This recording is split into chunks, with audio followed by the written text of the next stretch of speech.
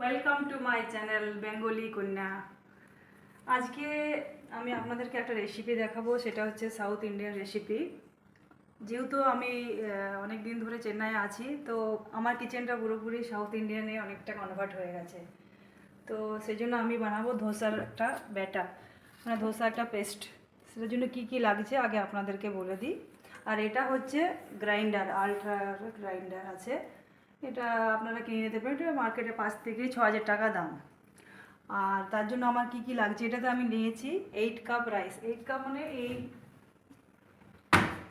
এই কাপটার ইয়েতে আমি 8 কাপ নিয়েছি। আর এটার জন্য আমি 2 কাপ বিউলির ডাল, যেটা সেই খোসা ছাড়ানো বিউলির ডালটা হয়, সেটা আমি নিয়েছি 2 কাপ।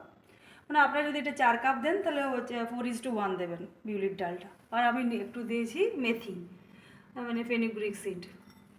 তো এই এই এই- এটার জন্য একটা মেশিনটা লাগে, এটা এই গ্রাইন্ডার, এটা এরকম আছে, সেটাতে বসিয়ে দিতে হয়।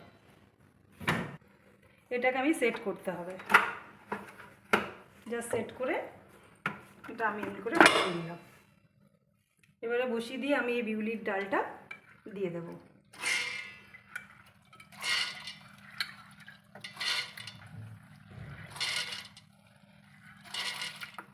এই পেস্টটা দিয়ে আপনি ধোসা, ইডলি, উত্তাপাম, ইডিয়াপ্পাম, যে কোনো কিছু আপনি বানাতে পারেন।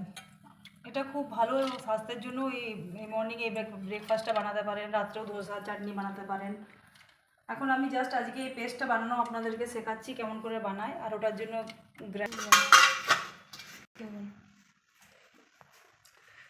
এবার আমি এই যে মেথি সিডটা, মানে ফেনিগ্রিকটা দিয়ে দিচ্ছি এই ধোসা, যখন আমি এই বিউলির ডালটা পেস্ট করছি তার সাথে। এটা দিলে কি ধোসাটা ভালো ক্রিস্পি হয়, আর ভালো একটা স্মেল, মানে ভালো একটা গন্ধ বেরোয়, ভালো লাগে বেশ। আমি একটু এবারে একটু জল দেবো, 1 কাপের মতো। এটাকে আমি সেট করছি।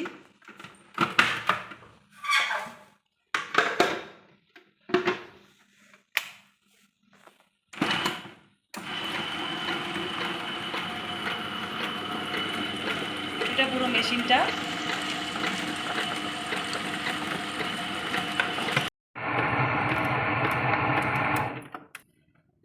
বিউলির যে ডালটা দিয়েছিলাম সেটা পেস্টটা হয়ে গেছে আমাদের। এরকম পেস্টটা ঠিক টাইপের একটা হবে।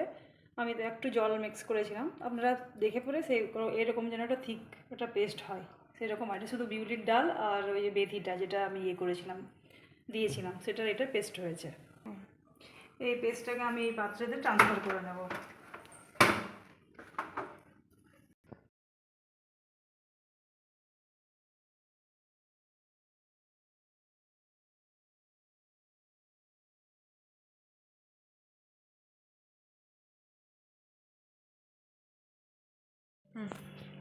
এবার রাইসটা আমি দিয়ে দিচ্ছি।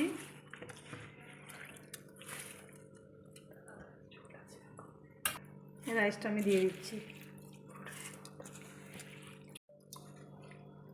এটা আপনারা একটা বয়েলড রাইস নিতে পারেন, আর আমাদের এখানে একটা ইডলি রাইস পাওয়া যায়, র রাইস। ইডলির একটা পার্টিকুলার রাইস আছে, সেই রাইসটা আমি দিই। এই যে আমি এটা ওই ইডলি রাইসটা দিয়েছি। এটা ইডলি রাইসটা দিয়েছি। আমি জল একটু দিচ্ছি, এটা দেখে দেখে জলটা দিতে হয়, আবার চেক করে করে একবার যে কতটা পরিমাণ জল আপনি দেবেন। জাস্ট আমি এটা সেট করে দিলাম। আপনারা এটা এই মিক্সিতেও কম পরিমাণে করে বানাতে পারেন। মিক্সিতে হয়তো 2 কাপ চাল দিলেন বা হাফ কাপ ইডলি বিউলির ডালটা দিয়ে বানিয়ে দিলেন।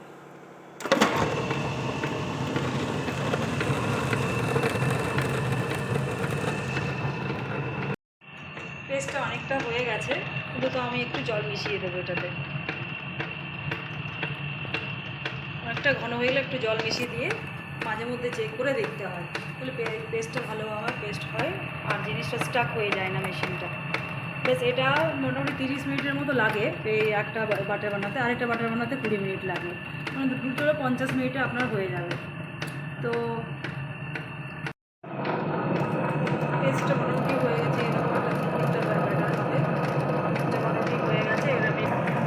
এবার সুইচটা আমি অফ করে দিচ্ছি।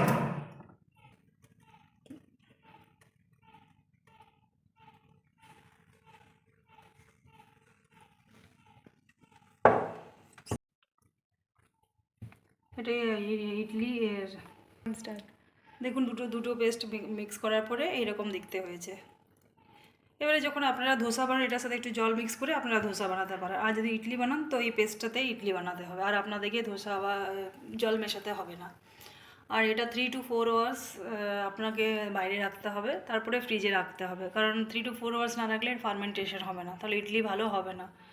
আর যদি শুধু ধোসা বানাতে চান তাও 3 to 4 আওয়ার্স বাইরে রেখে তারপরে ফ্রিজে রেখে দেবেন এই মাউটা, কারণ এই মাউটা আপনি প্রায় আমাদের যেমন এটা 1 সপ্তাহ চলে যায়। আপনারা তো কম করে বানান, মিক্সিতে যদি বানান তাহলে ইডলি হবে না, শুধু ধোসা ভালো হবে। সেম আপনারা হয়তো 2 কাপ চাল দিলেন, হাফ কাপ বিউলির ডাল দিলেন, একটু মেথি দিলেন, তাহলে আপনাদের বেশ ভালো হবে। আর সবথেকে বড় কথা, এই পেস্টটা 3 to 4 আওয়ার্স বাইরে রেখে আপনি তারপরে ফ্রিজে রেখে দেবেন, তারপর অল্প অল্প করে নিয়ে আপনি সেটা বানাতে পারেন, ধোসা, ইডলি, উত্তাপম, না হলে তোমার ওই পানিহারাম, অনেক কিছু জিনিস এর থেকে হয়।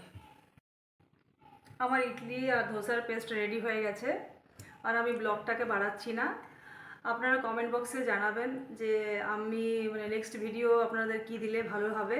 এবারে সমস্ত যে এগুলোর সাথে খেতে যে চাটনিগুলো লাগে সেগুলো আমি এবারে একটা একটা করে রেসিপি আপনাদেরকে বানিয়ে দেখাবো। টমেটো চাটনি, তারপরে তোমার নারকেল চাটনি, কোকোনাট চাটনি যেটাকে বলে, এখানে পুদিনা চাটনি, ধনে পাতা চাটনি, সব চাটনি এক এক করে বানিয়ে দেখাবো। ভালো থাকবেন, সুস্থ থাকবেন। এখানে আমি আর ব্লগটা শেষ করছি। নমস্কার।